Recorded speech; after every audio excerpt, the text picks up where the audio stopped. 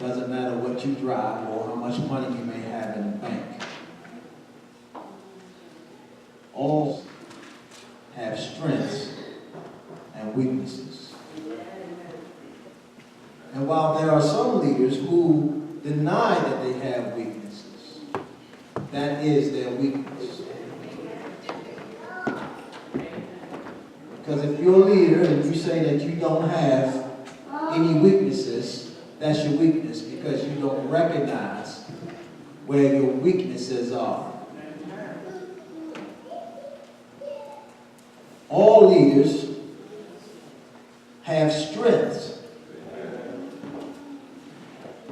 Now, strong areas. Areas where we operate our best at or in. And no one leader can function without the help of other leaders.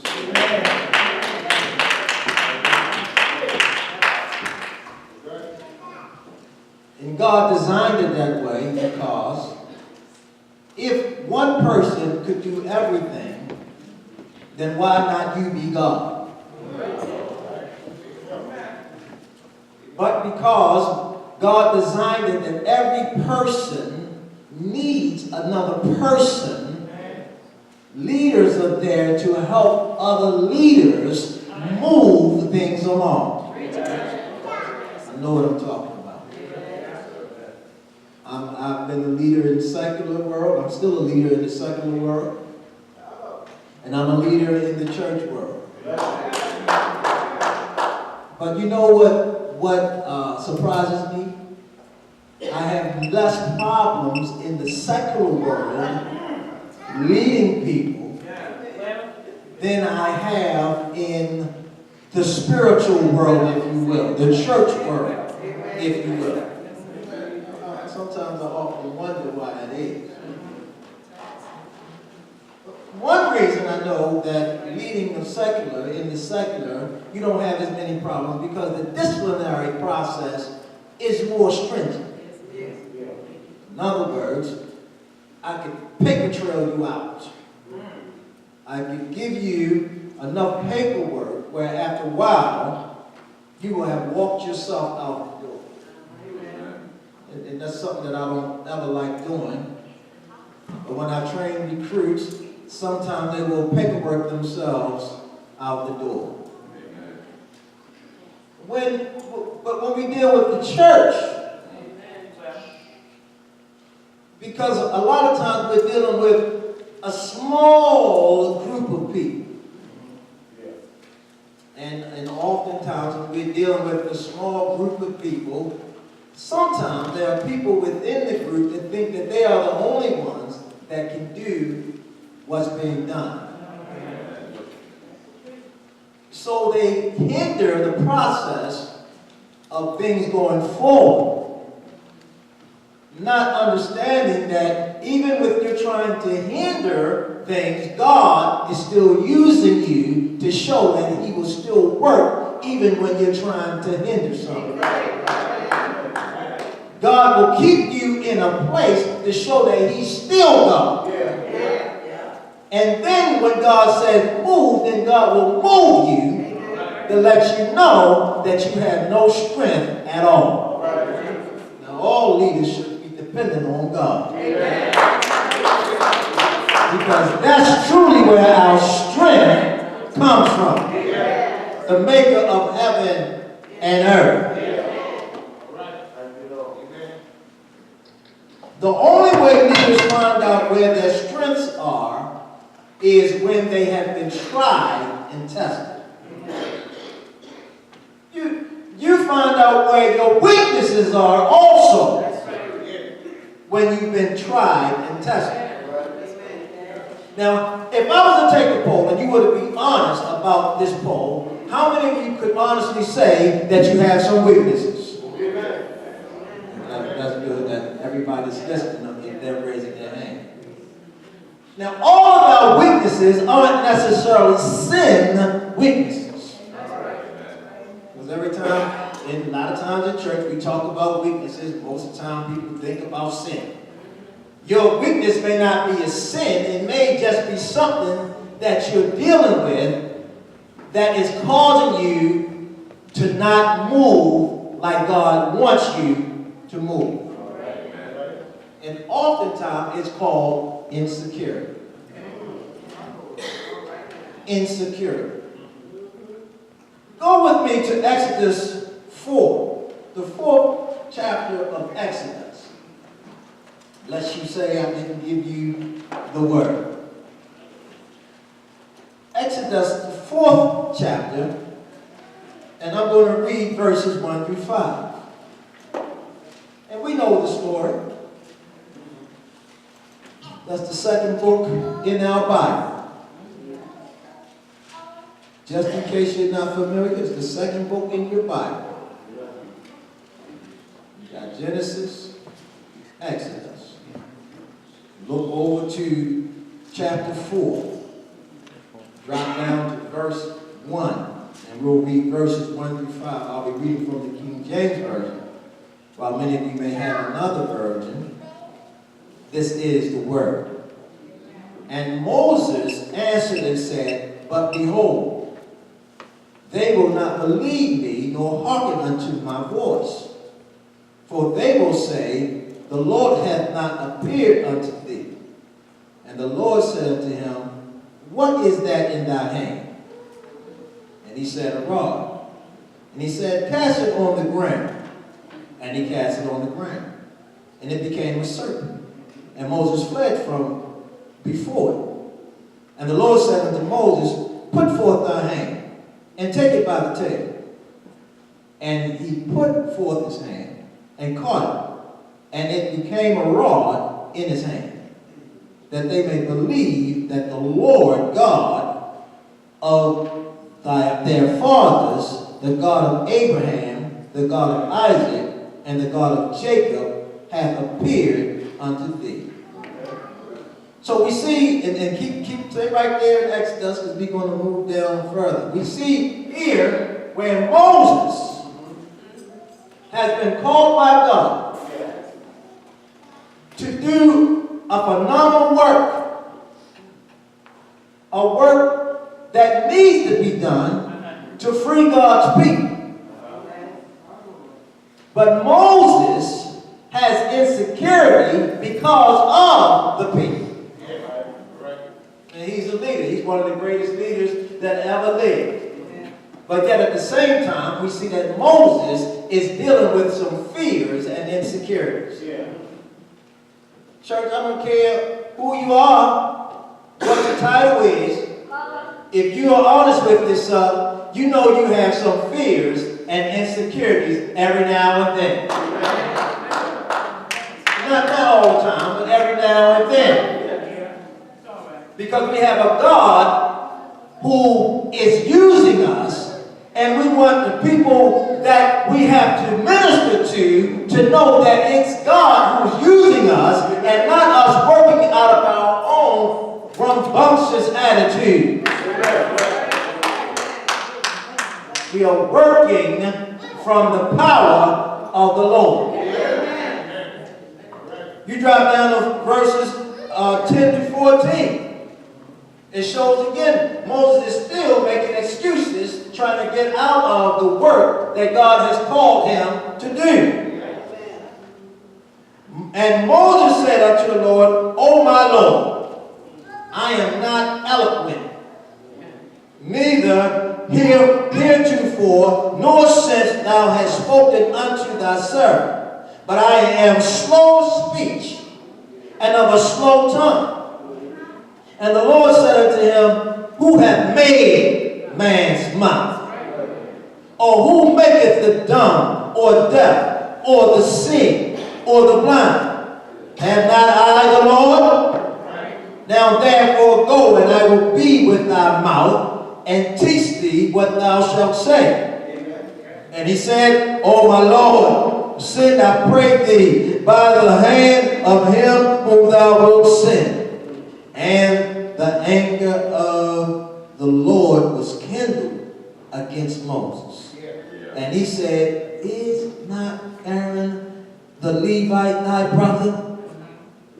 I know that he can speak well.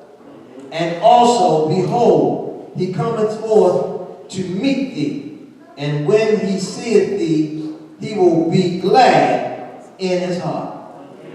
See, God understands our insecurities.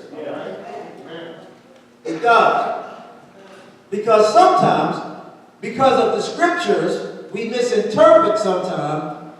We think that we should never have any fear. But that's not humanistically possible. You will have fear every now and then. But God strengthens you in time of trouble. Even though God was a little upset with Moses, God said, because of your insecurity, your lack of faith, I'm going to let your brother speak for you. You keep talking about you not eloquent. You keep talking about you stutter, or you slow of speech, or you don't speak well. And here I am telling you to go and free my people. Shut your mouth, Moses. I made your mouth. If I made your mouth, I'm able to allow you to speak what I want you to speak. But because of your insecurity, I'll give you some help. Now, how many of you are glad that God gives you some help in your leadership? You better thank God for some help. Because what you can't do or believe you can't do, God will give you some help to help it move along the way. I thank God for our leaders here.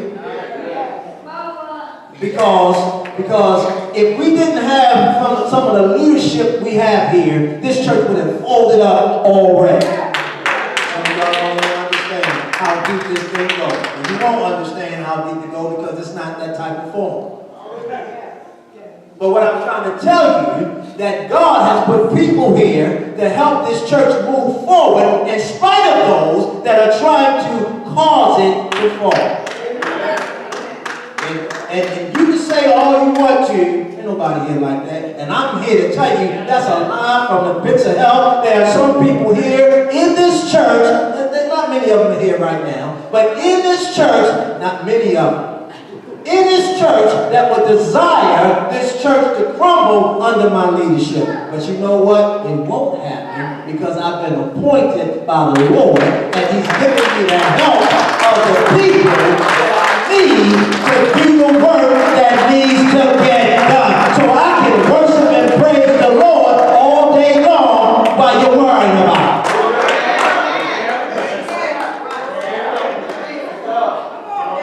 God got this thing. Now leaders, sometimes they worry. But you need to understand a little bit of this stuff. I was talking to my wife just yesterday. I think it was yesterday or the day before yesterday. And I said, I wonder how many people in the church actually pray for the leadership. See?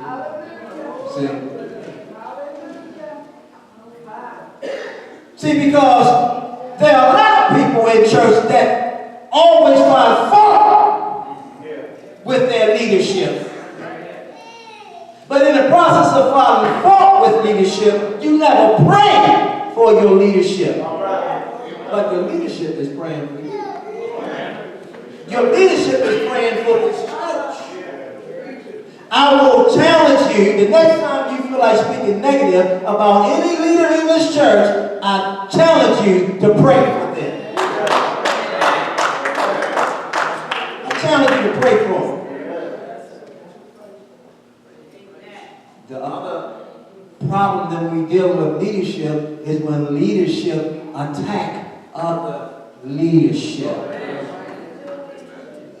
Are you going to be in leadership attacking the same people who you're supposed to be leading with? That is what we call counterproductive. That is what we call the more we take 2 steps forward, we end up taking taking 3 or 4 steps backward so that we can get back at least to where we started our steps from. Because of crooked leadership. Everywhere in the Word of God, if people are on one accord, it works, it grows. When there is dissension, it will not grow like it ought to grow.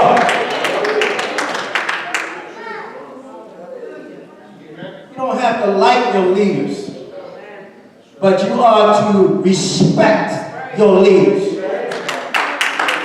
Some of you married to people you don't like, but you're supposed to respect them in that household. Now to mess with you, man.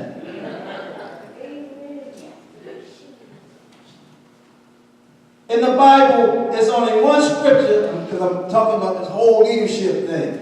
There's only one scripture where it tells the wives to love their husbands. And that's in Titus. Other than that, it tells wives to respect their husbands. It tells husbands over and over again to love their wives. I often joke with my wife sometimes. And I talked about this during cultural diversity this past week when I had to teach that. I said, I often joke with my wife and I say, if you should die, baby, I'm going to marry me an African woman or an Asian woman. And she said, don't play with me. I said, but they have to have the traditions of not the new modern people, not Americanized.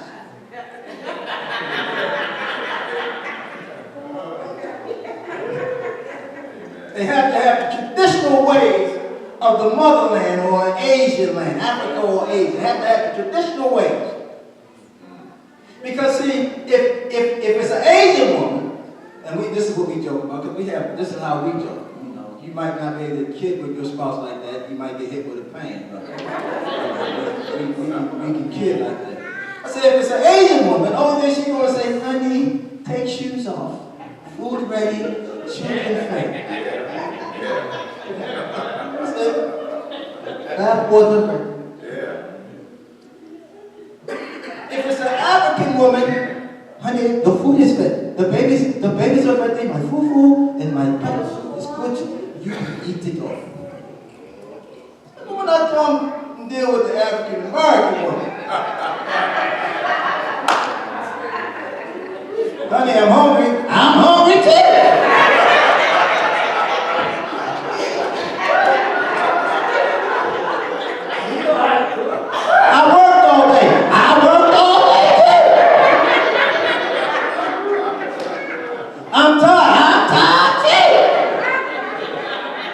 Like Reverend Barr said, you know how to cook.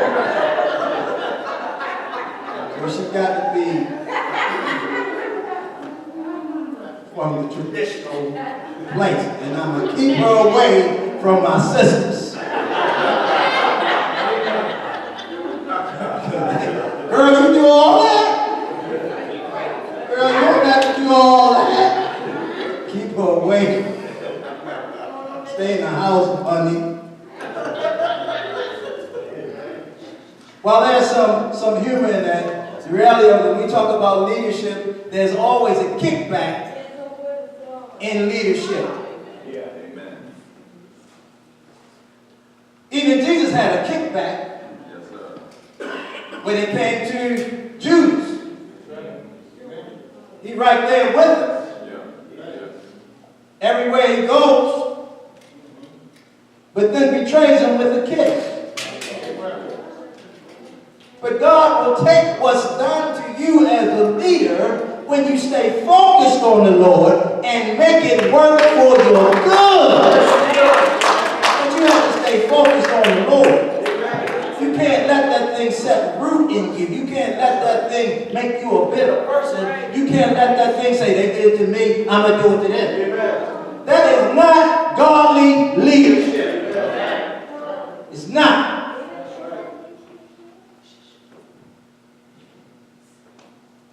So Moses is wearing done. As this went on, this story here, we see that Moses started speaking while Aaron was there. The word said that Moses said. So, in the process of Moses having help, somewhere along the line, Moses had the faith to realize that he could speak for himself. And God made it happen just as he spoke it out of his mouth. Hallelujah. Also, when we think about leadership, there's a woman by the name of Deborah. She had a man working with her.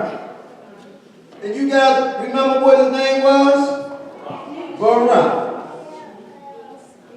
And God wanted Barak and his army. I got the scripture here, but I ain't going to have to turn to it unless you want to, and that's Judges 4, verses 1 through 9. Yes, I'm not going to read all the verses for you. You can only handle so much at a time. Yes,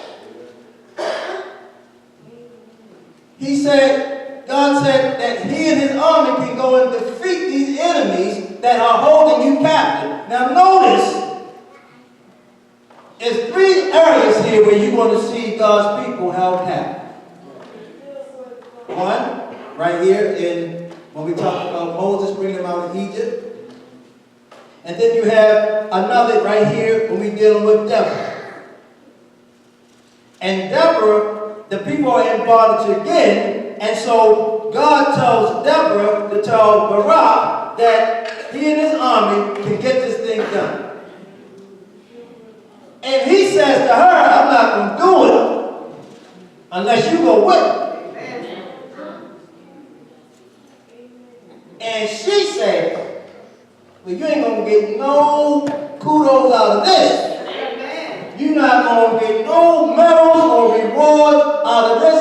Nothing, no type of glory going to come to you. It's going to come to me because a woman did it. And I don't care. You come with me when I'm not going.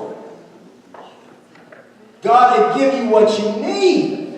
He will give you a substitute and help to go with you, even as Aaron was with Moses, Deborah was with Barak. But in this case, Barak loses his potential greater leadership status, and Deborah gains more leadership status. So don't tell me that God can't use a woman in the church. All the women should have said amen. Y'all got this Me Too movement. All the women should have said amen. Me too. God can use me too. And he can. And he does. And he will. And cause a woman to take people places where the man wouldn't go. Amen. Not that he couldn't go, but wouldn't go unless he had a woman leading him instead of him leading her. That is not the order. But when God says it has to be done, God will switch the order and let it go forward. You say, God don't switch order. Yes, he does. Esau and Jacob. Esau was the older. Jacob was the younger. But the birthright went to Jacob and not Esau. Joseph and his brothers. Joseph was not the oldest, but yet Joseph was the one that God used to save Egypt and the surrounding area and his own family when they tried to hurt him. Because what God will do, that's why you got to have the strength of God leading you and not operate out of your own strength, because your own strength can become a weakness. But if you have the strength of God operating in you, when people do you wrong, you can still love them and do what God says in spite of. That's a hard thing. That's a hard thing. Only God is able to give leaders that type of power. And I know it's God that's given it to me. Because I knew me before I knew Jesus. And if you, in the neighborhood, if you did something to me and you got away with it, understand I'm going to get you.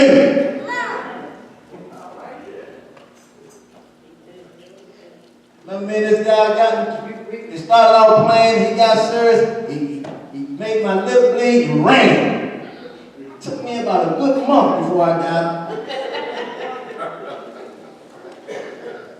I got him. And me and his friends started fighting too. I'm fighting two of them. And one of them stabbed me in the face with a bush cone pick. And he shouldn't have did that. That's all I'm saying. Need to say, I won. With both of them. And what I'm trying to tell you is God will give you what you need when the time comes. Don't allow your own flesh to get involved when you're doing God's work. It'll hinder the process. You're dealing with enough flesh in church already. But as a leader, you have to push your flesh to the side and say, for the greater cause, I'm going to keep doing what I'm supposed to do and not hurt my leadership, but help my leadership.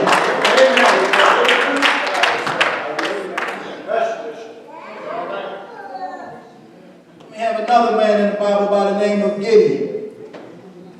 Also in the book of Judges, 6th chapter, 12 through 16. God says, sends the angel of the Lord, Gideon, you mighty man of valor. The paraphrase, Gideon would say, you can't be talking about me. I come from a weak family, and we do weak work. That's just paraphrase. We're not the strongest of the tribes. And I'm the least of the people in the tribe. You calling me a mighty man of valor? Yes. And you know what I'm saying that for? Because God sees in you what you don't even know is in you. You don't know what you have in you until God puts it to the test. You don't know it. And every test that you're under is not the devil. Sometimes it is God showing you that you're able to do exceedingly and above all that you can ask or think, because God is with you. He is able to help you do it.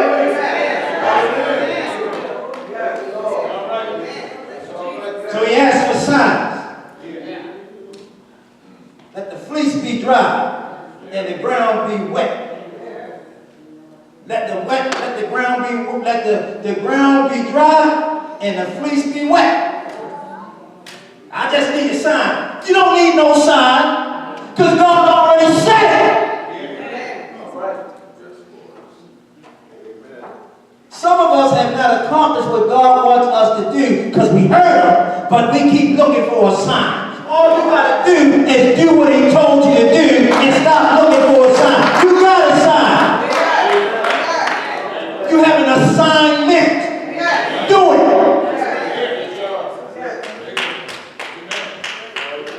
God called me to preach, but it ain't the time.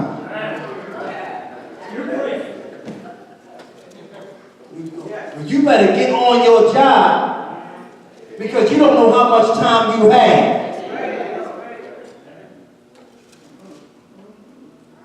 There was a young boy who I saw one day on YouTube. Somebody sent the YouTube clip to me some time ago. Young boy was preaching, and then the person that sent it to me said, I don't think that the family should allow him to be preaching. He's too young, and he hasn't experienced anything. They shouldn't let him preach. And I said, I hit back to the person I know in Texas. I hit back to the person and said, hey, you don't know how long that person has to live. And if God called that person to do it, then who is the family to stop that person from doing what God called them to do? They better not get in the way of what God says to do. So if a child comes and tells you God is calling me, you better take heed to that and listen to it and give them the training that they need so that they can do what God has called them to do. Now, if they don't do it as they get older, that's between them and God. But you make sure you do what God told you to do. Some of you've been told to bring your children to church and you don't do it.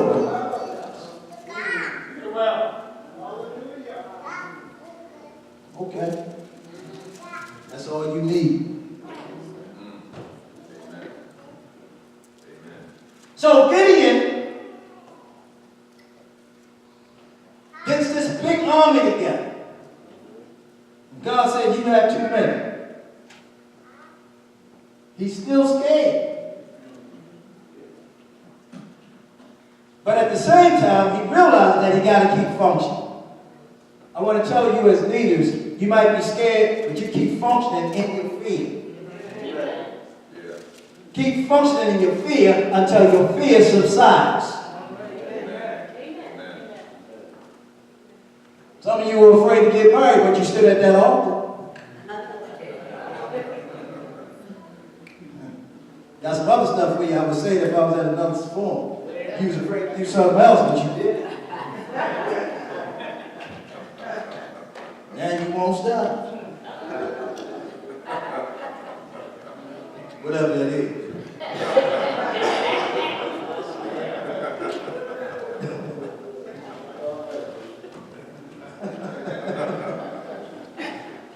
So we do what we have to do and work through it and move forward, knowing that the Lord is with us. And ultimately, Gideon and his 300 men wiped out that army with the Lord's help.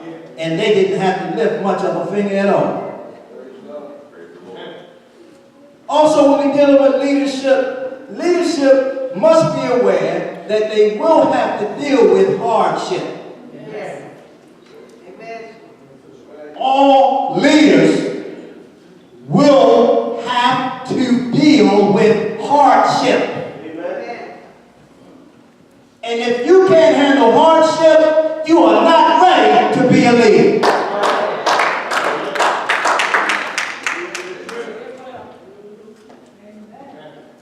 That's why you have so many people that collapse as soon as things go wrong.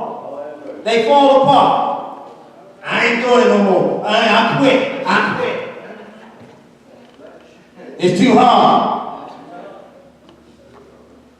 You must understand that you will have to deal with hardship as a leader. Go to 2 Timothy and 2nd chapter of 2 Timothy.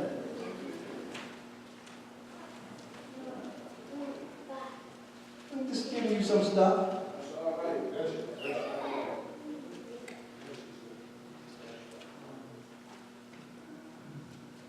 Second Timothy.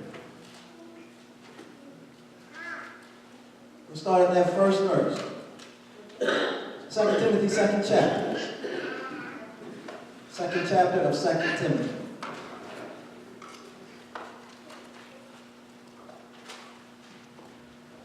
Paul is speaking to Timothy. And he says, thou therefore, my son, not his real son, but his son in the ministry, be strong in the grace that is in Christ Jesus. Yeah. So he's telling them how to be strong. How are we to be strong? What kind of grace? Of Christ Jesus. What does it say about to be strong? What? In the grace of Christ Jesus. Not in your own. He said, and the things that thou hast heard of me among many witnesses, the same commit thou to faithful men, who shall be able to teach others also. So, He's letting them know that what I taught you, teach others, because these people must be called by God and anointed like I anointed you. You anoint them so that they can be faithful in doing what God has called them to do. If they are unfaithful, don't use them. And when you find people in the church that call themselves leadership and they are unfaithful, for real, you should be sitting them down. But you can't handle that. You can't handle that until I have to sit you down. And Lord knows you know that if the Lord leads me to do it, you know I'll do it. Because I think you've seen it before. And I won't worry about it. Some years ago we had some guy on this piano just acting a nut. Acting crazy, just acting crazy. Okay, you go back and tell him. I ain't calling his name. Just acting crazy. And the Lord told me one Sunday morning, right here, get rid of him now. I said, him, he done, he fired. He ain't working here no more. D, go tell the trustees, give him his last check and allow him. I got home, my wife said, well, you hard. I said, the Lord is hard. But I said I believe that God will give us another musician by next Sunday, not knowing that God had him sitting in the church on that Sunday. And he's been with us ever since.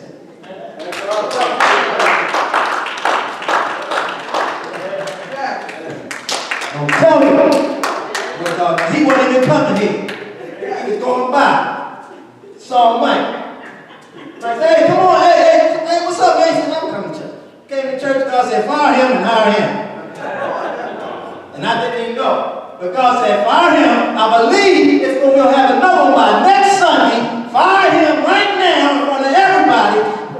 Prophesy right now in front of everybody and watch what I do.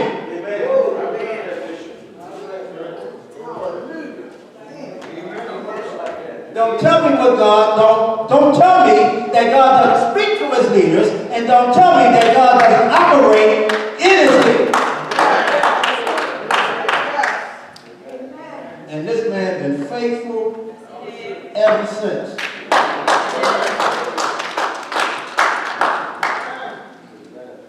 Then he says to Timothy in that 3rd verse, he said, thou therefore endure hardness as a good soldier of Jesus Christ. In other words, you're going to have some hard times. But if you're a soldier for the Lord, you better not go AWOL. You better not desert. You don't have the opportunity. When you are in an army, or any type of military service in the United States, you belong to them. Little do you know, or you may not know, or you may know, because all of us that's been in the military, we have several of us here. All of us that's been in the military, all of us know, and if you didn't know, now you know, that when you go into the military service in the United States, you become property of the United States military service. You become their property. And you can't do anything to yourself like you want to because you belong to the United States military. And there are laws still in the books today that if you desert, you can be shot on the spot. They can stand you in front of a firing squad and shoot you. And if you're AWOL, and they haven't done it in a long time. But times, listen what I'm telling you. Times are going back there. Hopefully I'll be with the Lord by that time, because truly it's going to happen again. Trust me what I'm telling you. And also, when you go AWOL in the military service, you can receive a court martial. Article 15, which takes money from you and gives you time. Shut down all your favorable actions.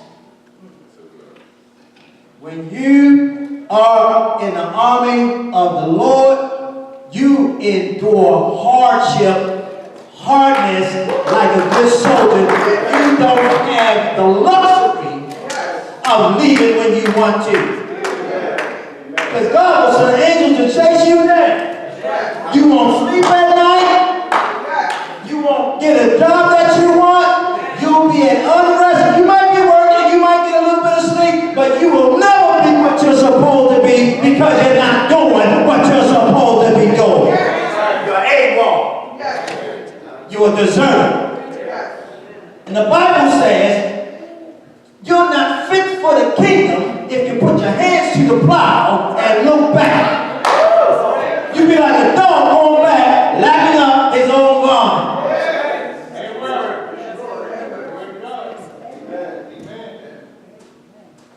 So endure the hardship. Endure the hardness. I don't like hardness. Who likes it? I asked you a few weeks ago about if you work out or used to work out. That's hard.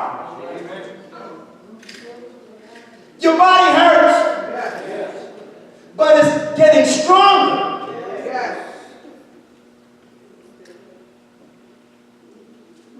And I work out a lot, and sometimes my body hurts. But I get my hurt body out that bed and make my hurt body to work, and the pain goes away. And I work out again.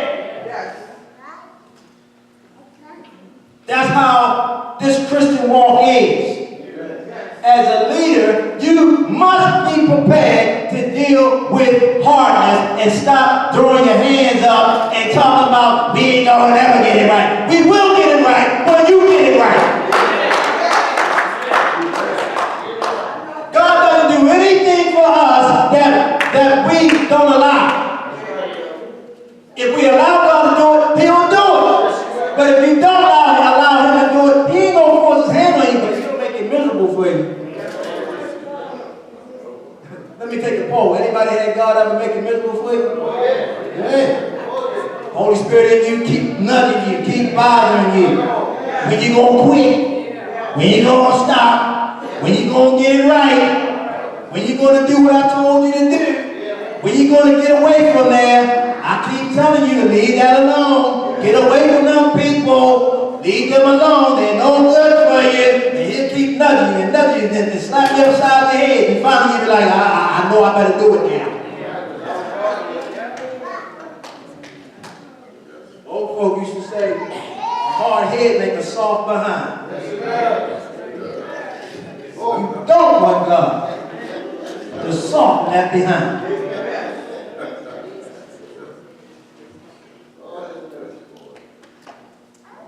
The last thing I want to tell you when we're dealing with leadership in the church, it's secular too, but directly in the church, is God holds leaders responsible. You're going to be held responsible for what you do or don't do. What you did or didn't do. God holds us responsible. If He tells us to do something and we don't do it, don't you understand that what I don't do has an effect on you and you and you and you. And what you don't do has an effect on me and you and you and you. And what you don't do has an effect on her and him. It all comes together. You think it's all about you. If Moses never would have went, then they would have never been free. It's not about you, Moses. It's about my people.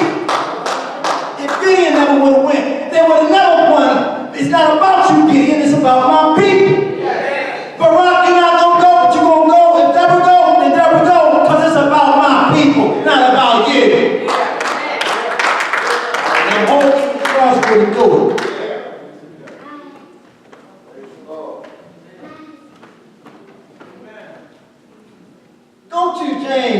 3rd chapter. A lot of people want leadership for the wrong reason. You want leadership for a title. You want a title. Go join the basketball team if you want a title. You can be a guard, point man. Go join the football team. You can be a quarterback or defensive lineman or offensive lineman. James, the 3rd chapter of James. You want a title? Let me tell you what happens when you get a title in the church. James said it like this, the 1st verse of the 3rd chapter. My brother, be not many masters, knowing that we shall receive the greater condemnation. That's enough. That right there is enough. I don't want to do anything that God has not assigned me to do in leadership, because when I take that responsibility on, that means that God is going to hold me responsible and is going to condemn me, if you will, commit me to what I'm supposed to do. Even if he didn't call me to it, but I chose it, he's going to hold me responsible. And he's going to hold you responsible. So you got a lot of preachers that's preaching all around the world because they want to be a preacher for the wrong reasons. They want to be a preacher for filthy lucre, for money gain. Because in certain cultures, the preachers, they are preachers only, and the people will go out. See, y'all don't even understand what I'm trying to tell you. There are some cultures where they believe that the preacher is a God-sent person, whether he is or isn't. They believe that what that preacher say is from God, and that preacher must be the only thing that preacher does, which means that if I have to take food out of my own mouth, I'll do that so that preacher can do what God has called him to do. We don't work like that. He said, thank God. There's pros and cons to that. Pros and cons to it. The pros are at least they understand the importance of God's word. The cons is when you get a crook that's ripping the people off. And they take and take and take and take and take and take, and the people are in need, and they can't even come to the preacher to get some help when they need it. You're a prophet? Well, I heard in the Bible that there was another prophet who, when he went to a house, I believe that was Elijah, and he said, if you make me some wheat bread, make me a biscuit. Now, let me make it like this. Make me a biscuit from your grain. He said, oh, I got enough for one biscuit. My son, I'm going to eat this, then we're going to just wake you down. You're going to die. He said, well, I'm going to tell you something. If you do it for me, your cupboards will never run, your oil vessel will never run dry. You'll always have what you need. She did it, and the prophet did what God said. It happened for her. Her oil never ran out, and she was able to feed her son and herself. Because God said it. So in America and in other places around the world, we got a lot of crooks. So I'm giving you my last, but how come if you're the prophet, why you can't say that if I give you my last, that God is going to provide for me, and he's going to give me, if I give you my last, then why, if it's not happening,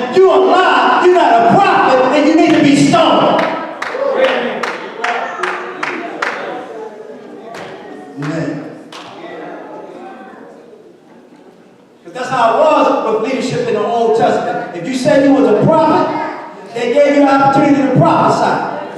And when it didn't come true, get ready. Jesus says, get ready. Get ready because you're going to get stoned real soon. We got a lot of people in leadership around Baltimore City and the surrounding areas who claim to be prophets. And they're not prophets. They are making a profit from your pocket. And you got a lot of people who follow after the propheter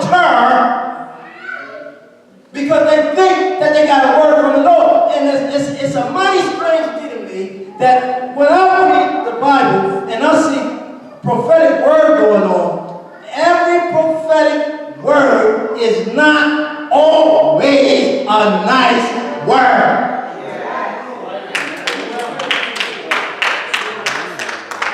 The Bible says that if it's a prophet, then it should be edified. That's true. A word that's not nice can be edified to help you get yourself together so that you can grow where God wants you to be. You got a lot of people chasing after these prophets. I can call some of their names, but I won't. Tell you God said you're going to get married in just a few more weeks. So I see somebody. There's a young man. You know a young man? We don't. I see him. He's wearing black shoes. He's wearing black shoes. You know a young man that wears black shoes? We don't. Look at your finger. You ain't wearing no wedding ring. God says he's going to send him to you. He's going to be your husband. Now, as I said, the test for that, to find out if it's a real prophet, be married and don't wear a wedding ring.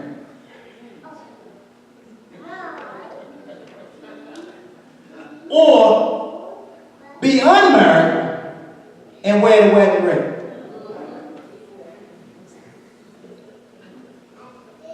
Now, if you're married and he says, I see that God is going to give you a husband. You can understand right there, he not real, because you got one.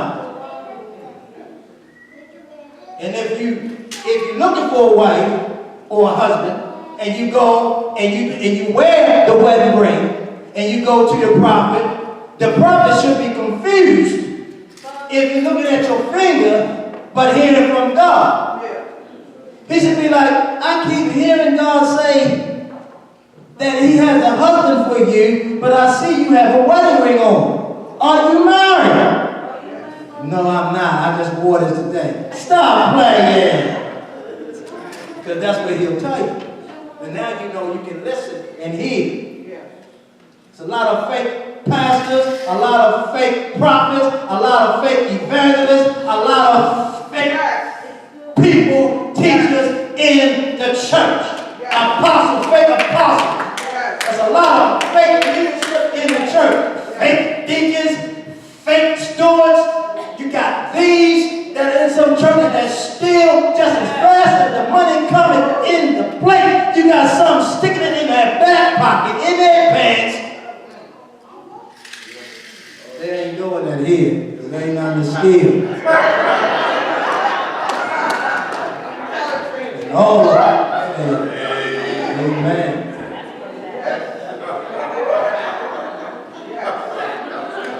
And this pastor definitely ain't begging you for nothing. I got mine from the Lord in the job I had. Amen. So I want somebody to know something. When the Lord bless me with something, don't ever think that I'm getting it from the church. While if I was, if it's my full salary, I'm supposed to be able to do. That's what I would get paid to do. But I take a small salary from you all, very small, and we'll leave that alone. They my boys, they love me. They love me. Let me tell you something about this lady right here. If they could, they would make me full time. and match my salary that I make right now. And that's pretty good. And I ain't gonna tell you what it is. But they would they would match. But you know what God dropped in my spirit? Because I'm talking about the leadership now. You know what God dropped in my spirit? I called you for this particular time for Dalton so that Dalton can remain for this time. So you don't have to rely on them. You rely on me.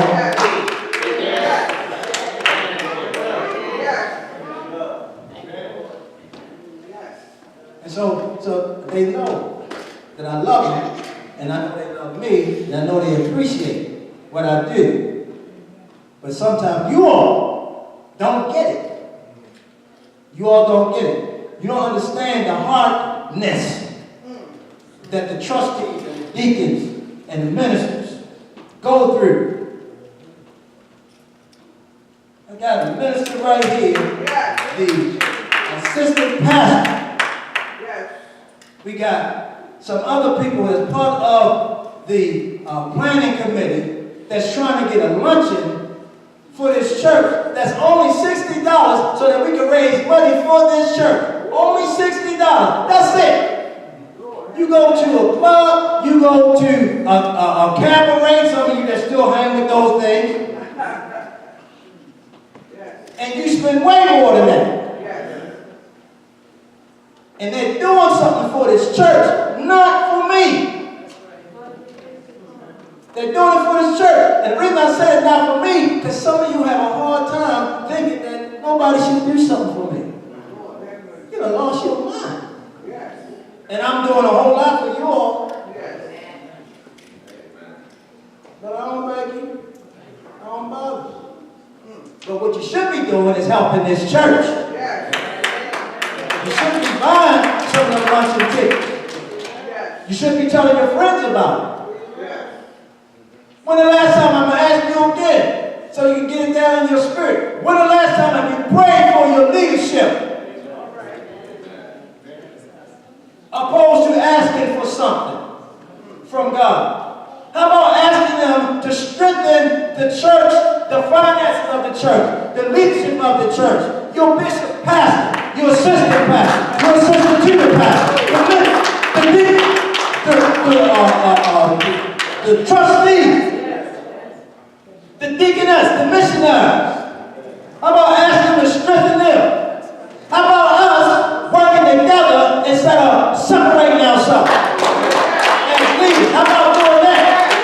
How about as a leader, shut some people up when they start talking negative about your church? Shut them up and tell them if you can't do nothing to help it, then keep your mouth off of it.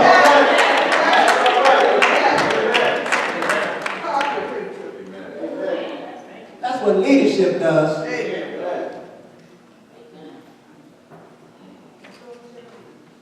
These leaders are coming out of their own pocket. I'm coming out of my pocket to make sure that these lights and the rent mortgage is paid for this church.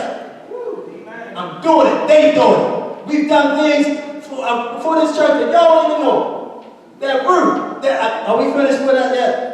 We got a few more months. Give or take, Lord willing. We're struggling to get finished.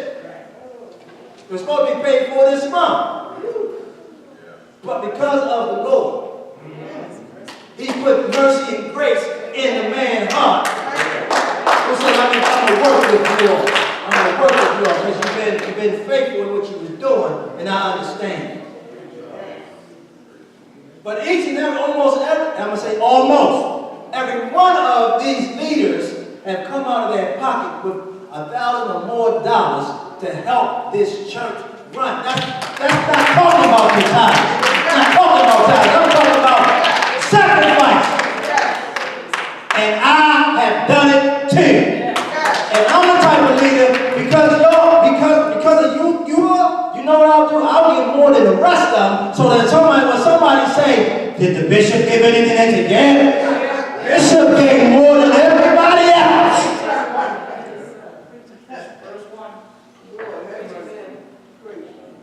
Because that's what leadership do. It leads by example and shuts up the negativity.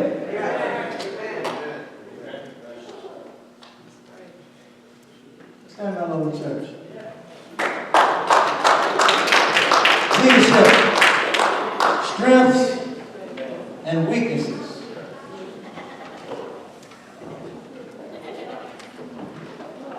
Please help support your church in every way that you can. You can start out by buying some of them luncheon tickets. If you can do. I understand fixed incomes. I understand that. My income is fixed. But it's fixed pretty good. But it's fixed. I'm a salary person. I don't get much overtime.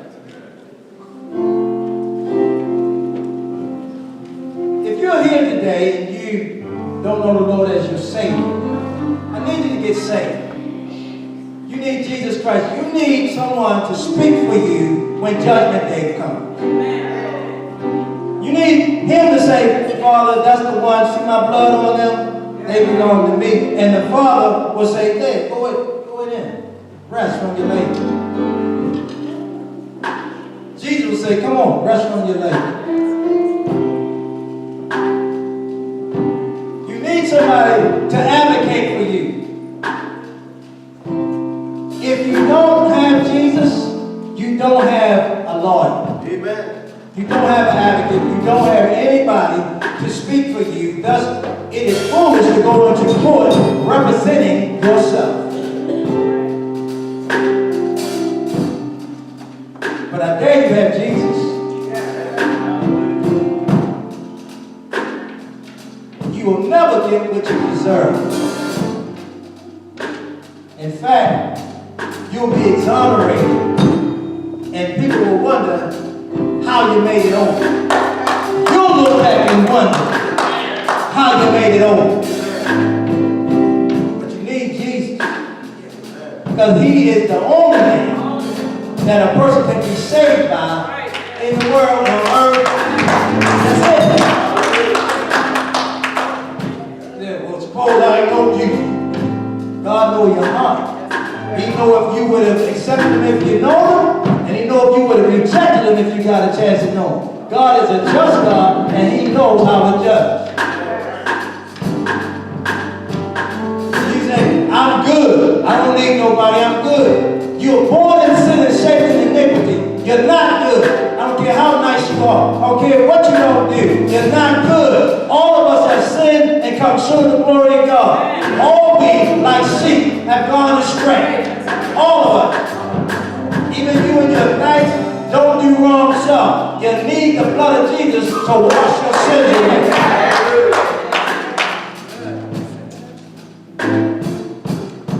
But what about those that have him? If you have him and you need a church home, come on. Well, I'll be glad to be your pastor. You need a church home, come on. Hallelujah.